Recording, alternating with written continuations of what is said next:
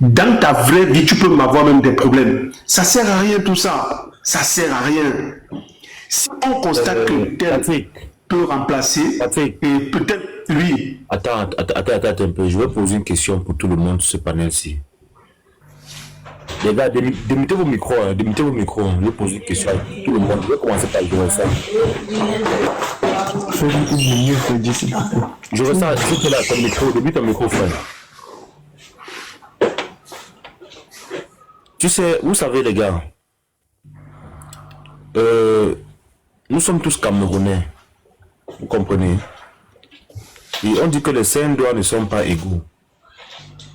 Et dans un pays comme le Cameroun, avec autant de richesses, de diversité culturelle,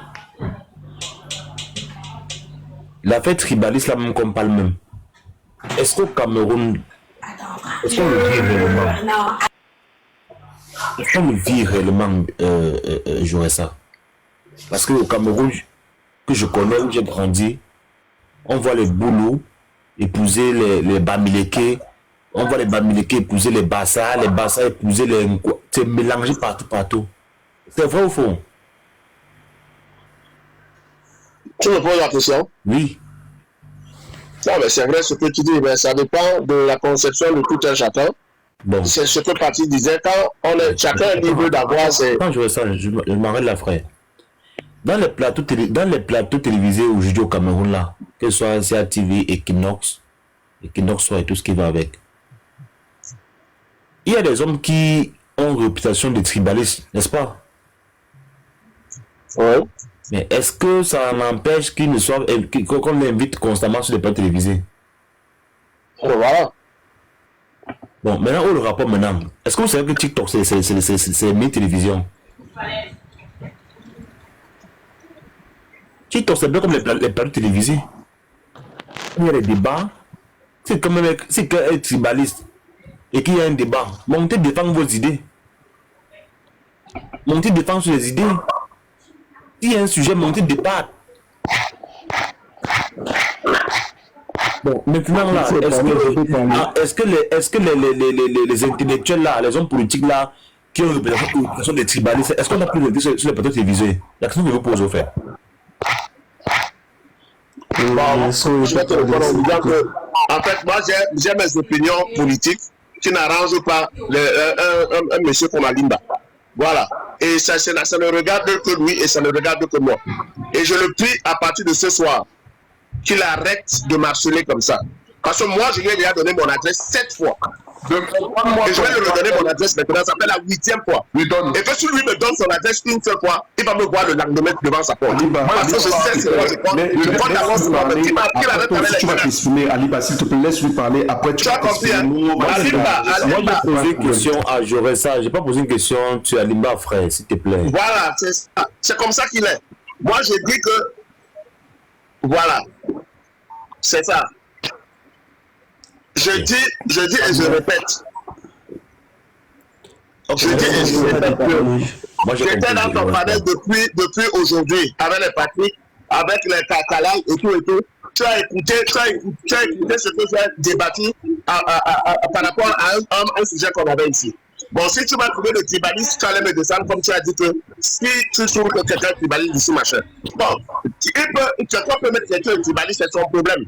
Mais ce n'est pas une raison que quand quelqu'un me trouve quelque part, et surtout qu'on ne parlait pas politique ici, eux viennent m'imposer leurs histoires de politique et ils commencent à mettre le tribalisme. Je lui dis donc aujourd'hui, au nom de mon feu père, Alimba, moi je vais te chercher si tu me donnes ton adresse. Je suis à Paris, à Château. Joreza, ça sert à rien. Ça sert à rien. Mais c'est pas possible. Un idiot comme ça qui ne peut même pas parler devant les gens. Il parle en mauvais français, il peut parler de mots. Il a l'adresse là à enculer les gens et tout. J'aurais ça. N'importe quoi. J'aurais ça. On va recentrer le débat. Là, je vais arrêter. On recentre le débat. Voilà les sujets qui sont là. On choisit et on développe dessus. Voilà. Les affaires de tribalisme, là c'est bon. Je peux parler. Voilà. Celui qui a des tu veux me dire,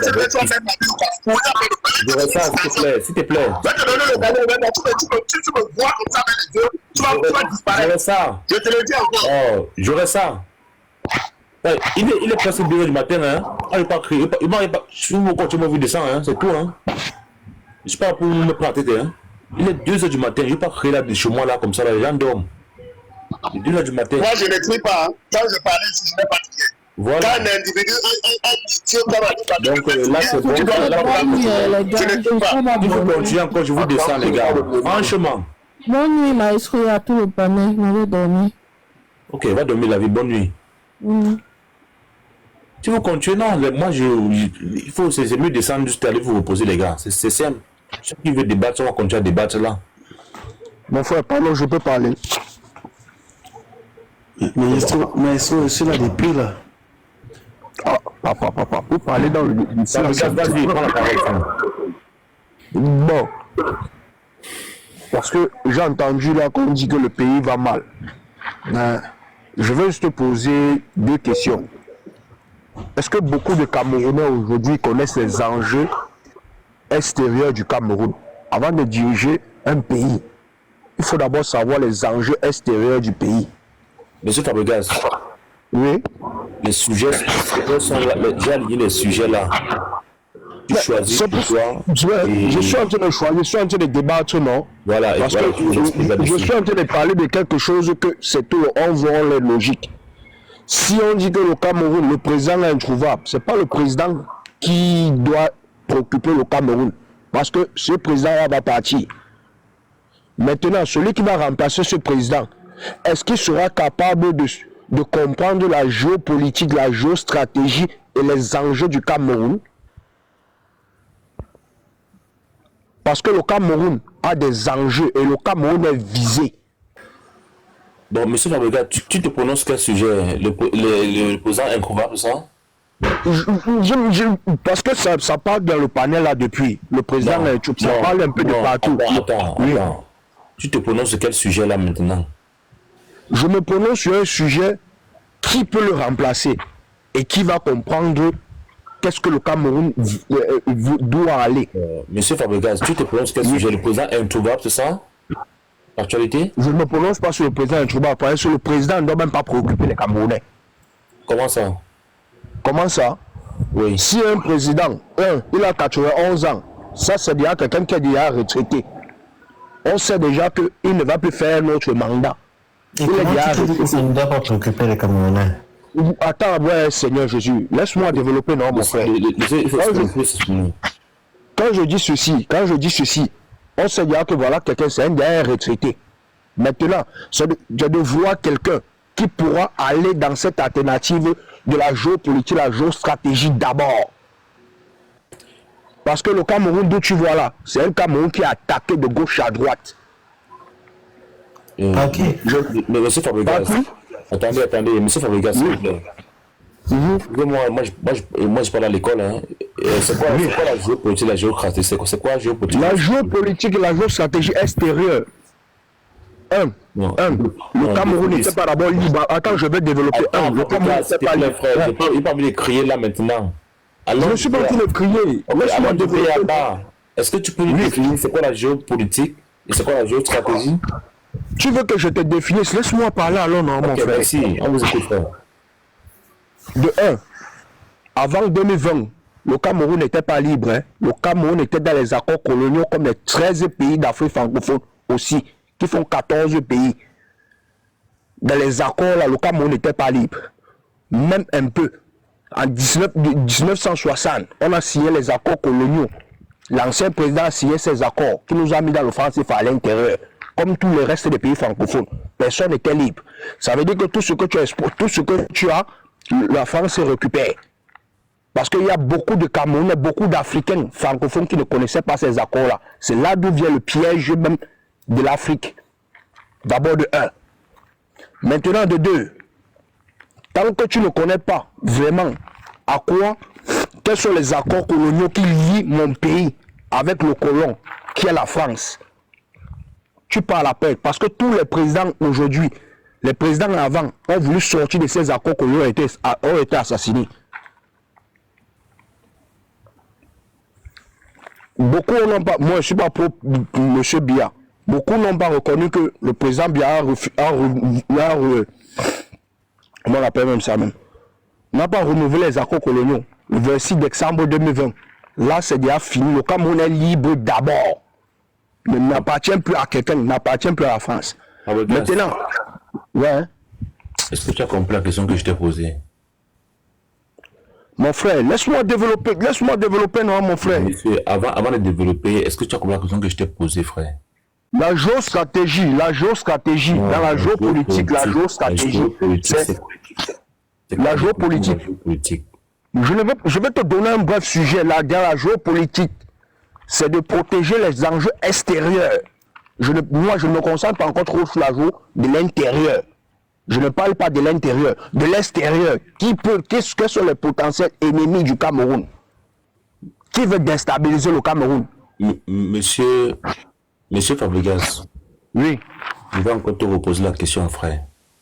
Je sais que tu es un fin stratège, mais je veux comprendre pour nous qui n'avons pas un mindset en politique. Mon frère, tout le monde a Google, tout le monde a un téléphone d'1 million. S'il te plaît. Tout le monde a Google. La géopolitique. Oui, c'est quoi la géopolitique? Mais tout le monde a Google. Tu me poses la question que sur la géopolitique. Tout le monde a Google. La géopolitique, frère, mais c'est quoi la géopolitique? Tu as Google, non? C'est moi qui de choses de parler. Tu le dis, mais tu le sais, mais dis-nous une fois, c'est tout. Je peux répondre, je peux l'aider. Ok, vas-y, Franck. Oui, la géopolitique, c'est l'étude de la politique sur le plan international. Des relations, y compris les relations internationales également. Ok. Et c'est quoi la géostratégie maintenant? Fabregas, je pense qu'il faudrait qu'il réponde au minimum à ça. Ok, Fabregas, c'est quoi? Non, mais mon frère, je ne suis pas là pour faire les leçons à quelqu'un. Nous tous, on a des téléphones pour comprendre qu'est-ce qui ne va pas. Nous tous, on a des téléphones.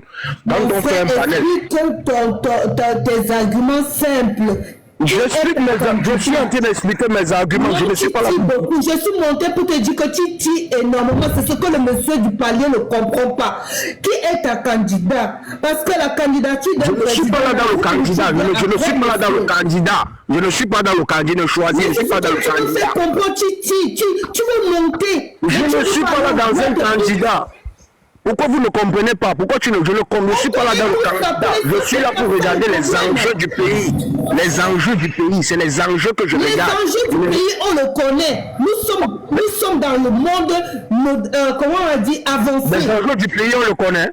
Oui, on le connaît depuis. Ce que tu dis là, on le connaît. Va droit au but. Je dis à ma mère. Ce qui t'a posé. Je dis à ma mère, les enjeux politiques, on le connaît. Les enjeux politiques, on le connaît. Et puis on crie dessus sur le président, sur les enjeux politiques. Et puis tous les jours, les gens font le panel sur lui ou le président qu'on connaît les enjeux politiques. Quel enjeu politique tu veux parler, toi? Les accords que tu dis là, tu es sûr de te dire? Je dis, hein. Donc, le Cameroun n'a pas signé d'accord avec la France en 1960. Ils ont encore re-signé. Tu es sûr que ça n'a pas été signé? Tu connais ce qui se passe là-bas? Signé où? Bien lu. Si tu veux, je te montre le document, ma mère. Si tu veux, je te montre le document, ma mère. Si tu veux, je te montre le document. Ce n'est jamais re-signé. Le 26 décembre. Tu sais ce qui se cache dans le tiroir? Où? Tu ne connais pas le Cameroun? Oui, ma mère. Non, j'ai compris. J'ai compris pourquoi les Camerounais se déchirent. Le 26 décembre 2020, va lire, c'est de non signé. C'est le seul président de l'Afrique francophone qui était sorti de ces accords. Le 26 décembre 2020. Le Cameroun est le seul pays en ce temps-là. Ça a été signé en quel moment encore?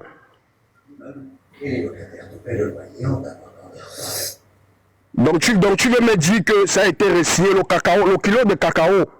Le Cameroun est le 8e producteur du cacao. Pour l'instant, le président est retour. Le président, nous, certains gens disent que le président est mort. Maintenant, tu dis que le Cameroun est attaqué de tous les côtés. Hein? C'est la question qu'il a dit. Il y avait quoi avant? Pour l'instant, le président de 42 ans, oui. Il n'est pas là, il est absent. Oui. Qu'est-ce que tu penses pour les Camerounais et l'avenir des Camerounais? Ne cherche pas le côté. Restons dans le Cameroun. Pour l'instant, restons au Cameroun. C'est de ça qu'il s'agit.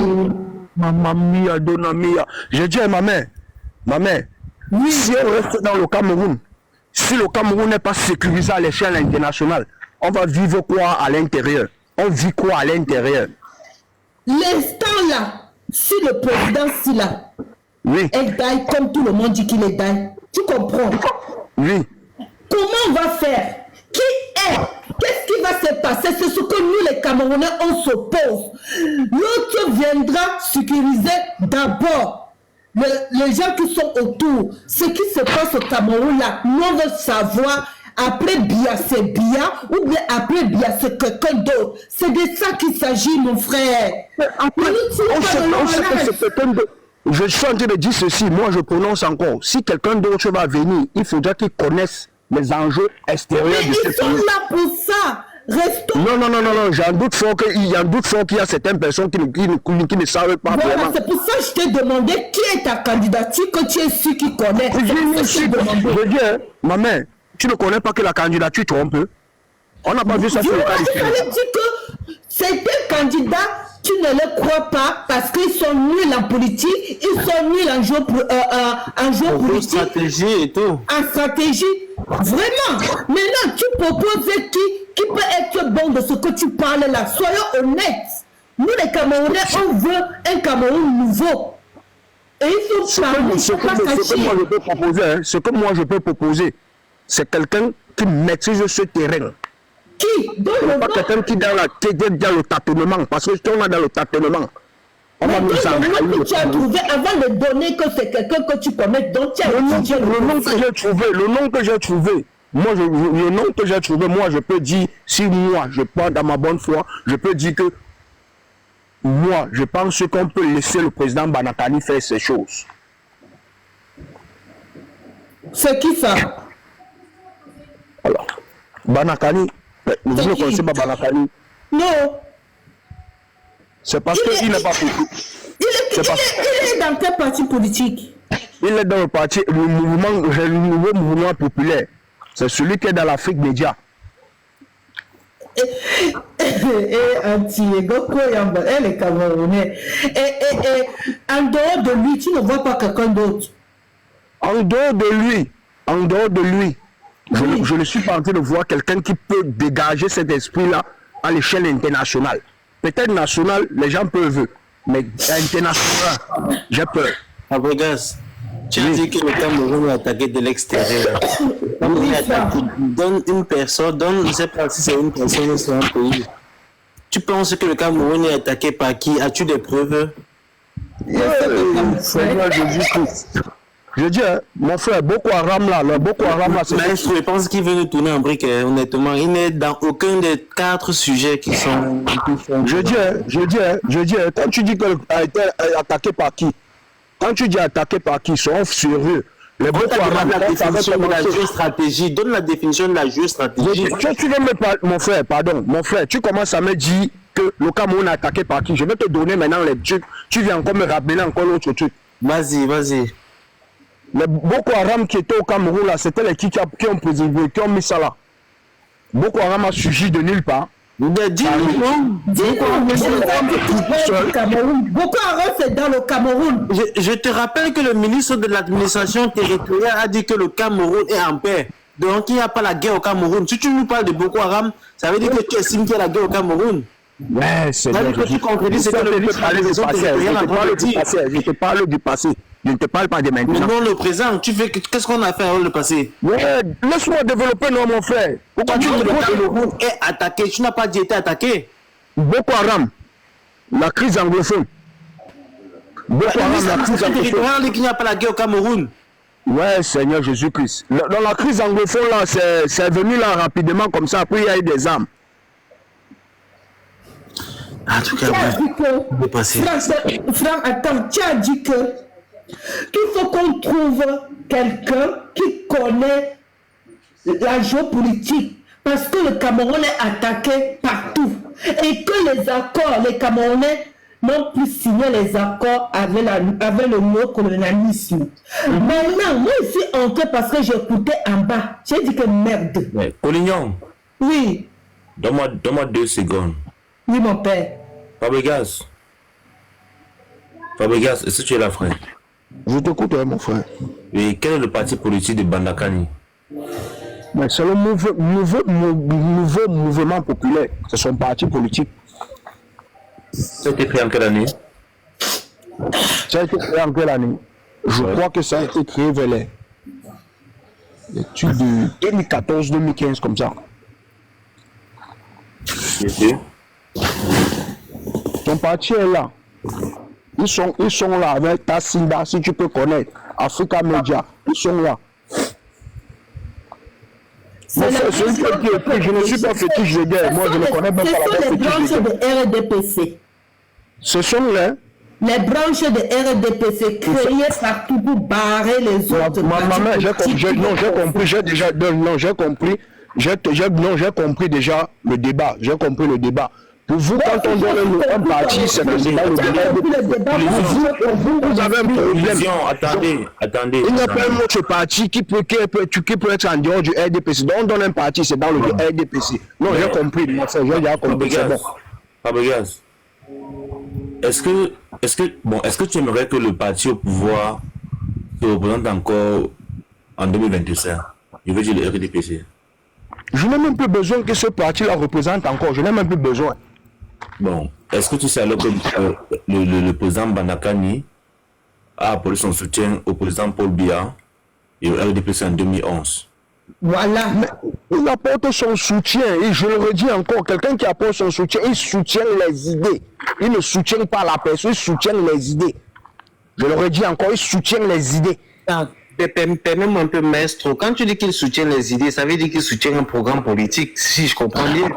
Est-ce que il soutient les idées de nous libérer? Attends, mais tu t'écoutes parler. Attends, tu dis qu'il soutient les idées de nous libérer, ça veut dire que le RDPC veut nous libérer. Donc le RDPC là, mon frère, mais pourquoi tu dis qu'il a soutenu le RDPC en 2011? Tu dis qu'il soutient les idées de qui? Du RDPC? Même en 2018, il a... Est-ce que le RDPC, ça veut dire que si tu soutiens les idées, ça veut dire que tu soutiens un programme politique? Est-ce que le RDPC a présenté un programme politique? Je fais quoi? Mon frère, je dis à mon frère, le programme politique que tu es en train de dire là, eh bien, je te soutiens maintenant les idées qu'il a soutenues. Je te dis les idées qu'il a soutenues. Ouais. Le Cameroun est sorti des accords coloniaux, soutenu cette idée. Je crois la semaine prochaine, le Cameroun va adhérer les BRICS. 2. Le Cameroun a rompu les accords. Le Cameroun a signé des partenariats de défense avec la Russie. 3. Avec la Chine. Je soutiens ces idées. Je ne suis pas là pour faire le culte de la personne. Moi, je soutiens les idées de la personne. Ok. Moi, ça ne sert à rien de continuer à discuter. Je ne veux pas continuer à discuter. Merci. Ok, merci Fabregas. Bon, Collision, tu as la parole, hein. Après Franck va nous prendre la parole. Malastro, si on ne traite pas en retard, mais tu peux me dire le sujet, s'il te plaît? Bon, le sujet, il est là. Tu choisis le sujet sur lequel tu veux te prononcer. Le tyran est bâtisseur ou bien le président Paul Biya est irretrouvable? Il y avait quoi avant? Voilà, tu choisis ce qui t'intéresse et tu nous édifies. Je commence d'abord pour dire que oui, le président Amadou Ahidjo était un tyran, mais c'était quand même quelqu'un de très visionnaire. Tu comprends? Ouais. Visionnaire par rapport à quoi? Par rapport à ce qu'il avait vu. Il avait été un président, il a quand même bâti. Il a voulu un Cameroun émerger, tu comprends? Ouais. Laissons le côté tyran. Oui, on a des séquences, mais après, on a eu un président de 42 ans qui a été ce qu'on appelle passé, parce que le président Paul Biya n'a jamais été voté par nous, le peuple. Nous n'avons jamais donner notre mandat, parce que si nous avons vraiment donné le mandat comme on donne à tous les présidents, ce qui n'a pas fait 42 ans, ça veut dire qu'il a toujours été dans ce qu'on appelle plus tyran que le président Amadou Ahidjo, mais dans ce qu'on appelle sous-moi. Mais on prenait la paix en cachant la profondeur des Camerounais et en faisant glisser ce président toujours au pouvoir, nous les peuples, nous on n'a pas vu ça venir, parce que les 42 ans, quand tu vois les 42 ans pour moi, si moi j'entre dans la politique, je vois que les 42 ans là, ça a glissé comme l'on cuit, mais entre-temps, nous ne voyons pas que le Cameroun est en train de sombrer. Tu comprends? C'est après, on va dire qu'un moment dans la vie, on peut sombrer un moment, on dort dans un sommeil profond, et brusquement, quelqu'un vient nous réveiller et dit, hey, levez-vous. Et là, tu te rends compte que tu as tellement dormi, et entre-temps, tu dormais, les choses se sont passées, et là, on est dans ce qu'on appelle rattraper ce que nous avons laissé passer pendant 42 ans. C'est ça la phase du Cameroun maintenant. C'est le temps qu'on a perdu pendant 42 ans. On ne peut pas juger ce président qui ne nous a pas gouverné en tant que tel. On a laissé faire aussi en même temps pour qu'il nous manipule. Parce que nous, le peuple, on était dans ce qu'on appelle silencieux. On a développé ce qu'on appelle l'égoïsme au Cameroun et l'individualisme de laisser faire ce genre au lieu d'avoir le regard dans la gérance de la gouvernance, de voir ce qui se passe au Cameroun. Nous, le peuple en général, on n'était pas vraiment à fond dans ce qui se passe au Cameroun. On se réveillait peut-être après 40 ans ou 42 ans de voir que oui, on a laissé faire et entre-temps, d'autres pays sont en train de développer, d'autres pays avancent. Et aujourd'hui, la jeunesse camerounaise est en train de dire stop parce que oui, nous sommes dans un monde où il y a un petit plus qui est arrivé dans cette jeunesse, qui est le téléphone, qui est la technologie de montrer d'autres pays sans même avoir la télé. Et ça nous fait voyager sans aller dans d'autres pays, mais on voit comment d'autres pays ont développé et on aimerait avoir ça chez nous. Et quand on voit les Camerounais aujourd'hui, sont les Camerounais qui sont frustrés de pas, on va dire un peu de la jalousie de voir que d'autres pays ont ça, nous on n'en a pas ça. Et on se dit, le président en question, s'il est absent, on sait depuis qu'il n'est pas apte depuis longtemps à gouverner le Cameroun. À son âge, c'est l'âge où une personne âgée passe le temps à dormir. À quel moment il étudie le dossier? La vacance de pouvoir, ça fait peut-être depuis 2018 que nous annonçons la vacance de pouvoir. Parce qu'on voit comment les élections présidentielles 2018, ça s'est passé. Il n'a pas battu campagne. On a vu ce qui s'est passé. On ne va pas entrer dans le passé. Et entre-temps, beaucoup de jeunes sont entrés dans la politique pour essayer de comprendre ce qui se passe au Cameroun. Et on peut-être mis les regards sur un leader qui est aussi dans une logique d'avoir un Cameroun nouveau avec sa ténacité et sa compréhension de pousser les Camerounais à faire la politique. Maintenant, on ne va pas parler de ce leader-là. Parlons de nous, les Camerounais. Il y avait quoi avant? Il y avait le président Pobia est venu, il a détruit ce que nous on avait avant. Parce que s'il y avait avant et que s'il avait poussé plus, la Côte d'Ivoire ne devait pas être...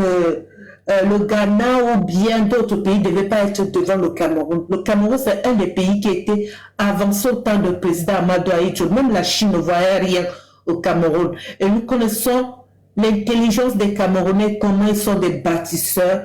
Et la plupart ne peuvent pas rentrer au Cameroun, montrer ce qu'ils ont appris dehors pour pousser le Cameroun à être parmi certains pays en Afrique qui sont développés. Et ils sont frustrés pour ça, par rapport à ce qu'on a planté au Cameroun pendant 42 ans, qui sont ce qu'on appelle la corruption, la manipulation,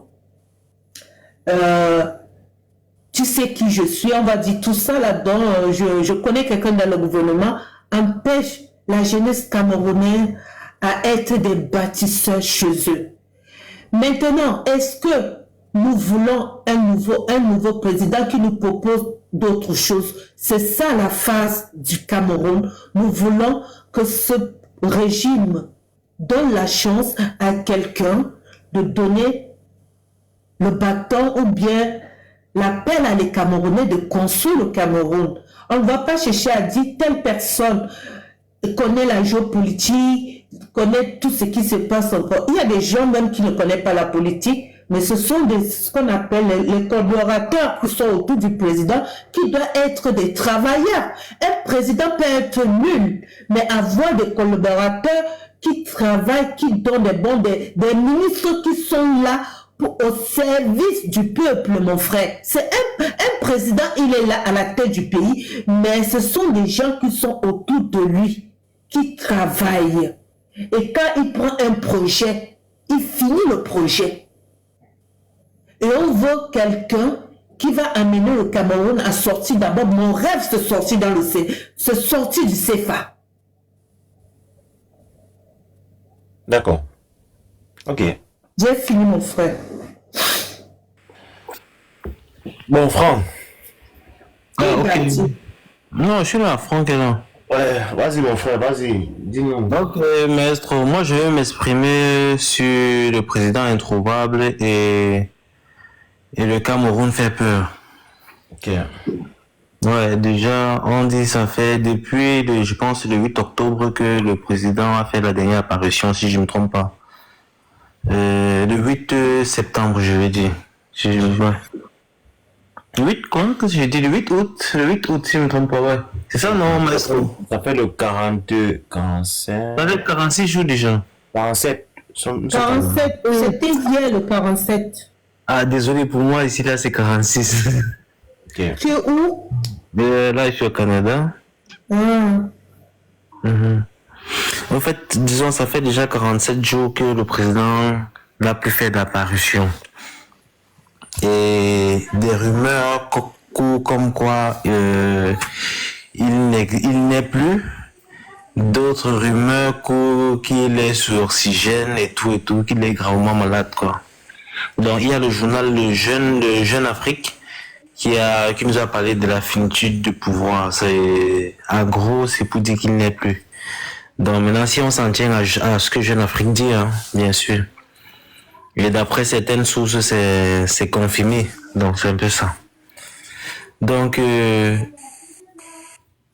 président, officiellement, de manière officielle, il est bien portant et il va à ses occupations à Genève. D'après le ministre directeur du cabinet civil. Et pour certains autres ministres, le président, il est malade. Pour d'autres, on doit prier. Il a convoqué une messe écuménique pour qu'on fasse une prière à l'attention de la paix au Cameroun et du président de la République. Chose qui a été reprogrammée, qui a été annulée à la dernière minute. On ne sait pas pourquoi. Donc, tout laisse croire qu'au sein du parti, au sein du gouvernement, entre eux, ils ne s'entendent pas, ils ne concordent pas. Donc, il n'y a pas de synchronisation dans leurs propos et dans leurs différentes sorties. Donc, tout laisse croire que vraiment, il y a quelque chose qui ne va pas. D'où l'inquiétude des Camerounais, d'où les Camerounais se posent des questions à savoir où est leur président.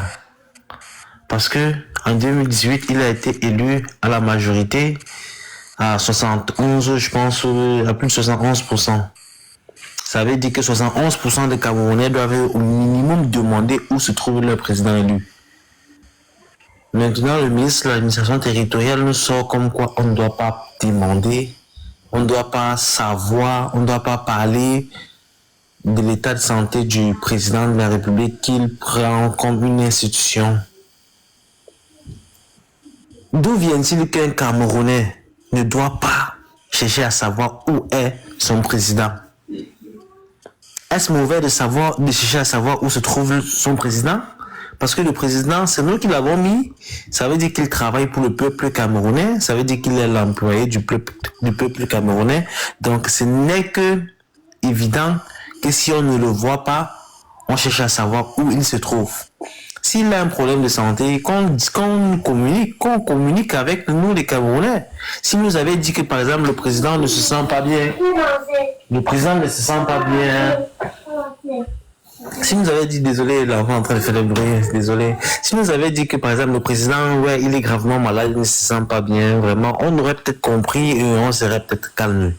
Mais du moment où il ne communique pas, ça pose des questions.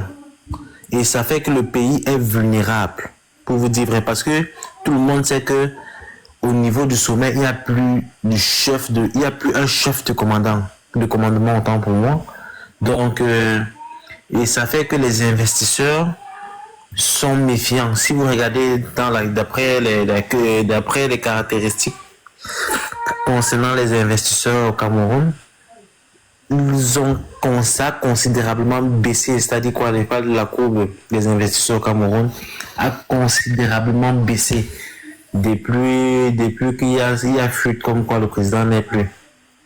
Bon, tout laisse croire que les investisseurs, eux, ils ont les informations et ils ne veulent plus investir au Cameroun parce qu'ils trouvent que c'est risqué. Donc ça interpelle donc les Camerounais et d'où ça doit faire peur. C'est en train de faire peur, pourquoi? Parce qu'il y a des choses qui se trament, d'après certaines sources, il y a des choses qui se trament comme quoi on veut positionner le fils du président de la République déjà au pouvoir comme une dynastie, déjà du gré à gré. Il y a des journaux américains qui l'ont évoqué. Donc ça fait peur pour nous qui avons souffert pendant 42 ans sous le règne de M. Paul Biya. Je ne veux pas dire son excellence parce que il ne mérite pas à mon avis. Donc nous qui avons souffert pendant 42 ans, nous voudrions que les choses changent. Nous voudrions que les choses se passent d'après la constitution de notre pays. Certes, il a fabriqué la constitution comme ça devait le protéger, mais nous espérons qu'il y ait un leader. Quand je parle de leader, ça veut dire, ça peut être le leader d'un parti politique, ça peut être un leader d'opinion, ça peut être un activiste qui prenne les rênes et qui nous dit que voilà, la conduite à tenir.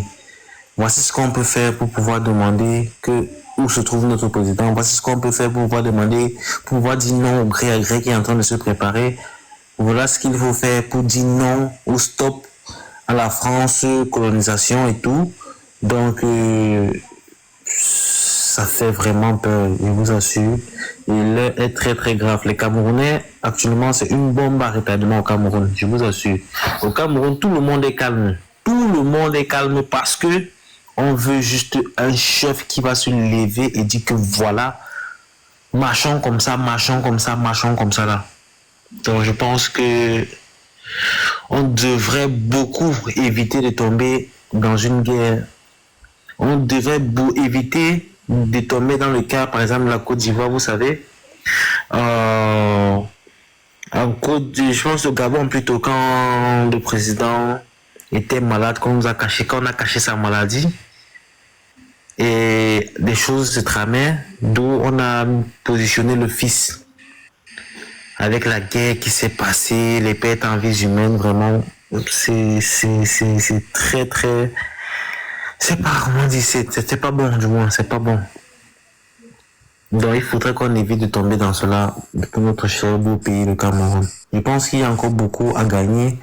Il y a beaucoup de choses qu'on peut encore tirer. Il faudrait juste que les choses soient bien ficelées pour éviter cette guerre. Merci. Ok. Merci mon frère. Merci. Bon, je ne sais pas si tu voulais rajouter quelque chose. Moi, le côté que le Cameroun fait peur, je vais dire, pas pour le côté du peuple, je vais dire, le peuple est sur la phase de ce qu'on appelle libération, enchanté et joyeux. Pour une fois, ils vont voir une autre facette du Cameroun, ce qui souhaitent depuis longtemps. Ils sont à l'attente de voir une autre proposition pour l'amélioration de bien-être des Camerounais, parce que ceux qui sont là ne proposent rien pour le Cameroun. Si à 80, moi je suis auxiliaire de vie, je suis en France, donc je travaille avec les personnes âgées, qui veut dire que à un certain âge, quand on dit que quelqu'un est dans le coma, ça veut dire, ça s'appelle la phase terminale. Ça veut dire, la personne ne parle plus, Mais peut-être aussi que, selon ça veut dire, tu peux mourir, mais ton âme pas, mais ton corps il reste. Ça veut dire que on te met ce qu'on appelle, comment on appelle, des injections, de ne pas avoir la douleur parce que la mort, elle est trop douloureuse en général. On va dire, entre parenthèses, s'il n'est pas mort et qu'on dit qu'il est au coma, ça s'appelle phase terminale. Ça veut dire, c'est quelqu'un qui est déjà parti, mais qui respire encore un peu à 80. Le président Pobia n'a pas 91 ans, il a 95 ans. Donc, il est mort. On va dire presque mort. Pour certains qui ne croient pas qu'il est mort. La peur est du côté de ceux qui gouvernent le Cameroun, parce que ce peuple, ils ne savent pas ce qu'on appelle imprévisible. Parce que mon frère a peur de ce qu'on appelle ce qui s'est passé en Côte d'Ivoire. Sauf que ça va se passer, mon frère. Il y a tellement de choses, des rancunes, des gens qui gardent beaucoup énormément au Cameroun, et que si on entend que ce monsieur a fermé les yeux, tu vas voir le vrai visage des Camerounais qui est le peuple. C'est pas parce que ça fait 42 ans que l'armée est là-bas, parce que ces gens vont faire tout et tout pour vouloir, comment dire, museler le peuple et vouloir rester à la tête du Cameroun, sauf que le peuple ne va pas accepter ce comportement. Donc, il faut qu'on s'entende à quelque chose un peu violent, mais pas de se dire qu'on va essayer de dire que ça va se passer bien, non. 42 ans, il y a quand même 42 ans, il y a beaucoup de choses qui s'est passées dans ce pays-là. S'il y a un changement au Cameroun, il faut savoir que le peuple ne va pas se laisser faire.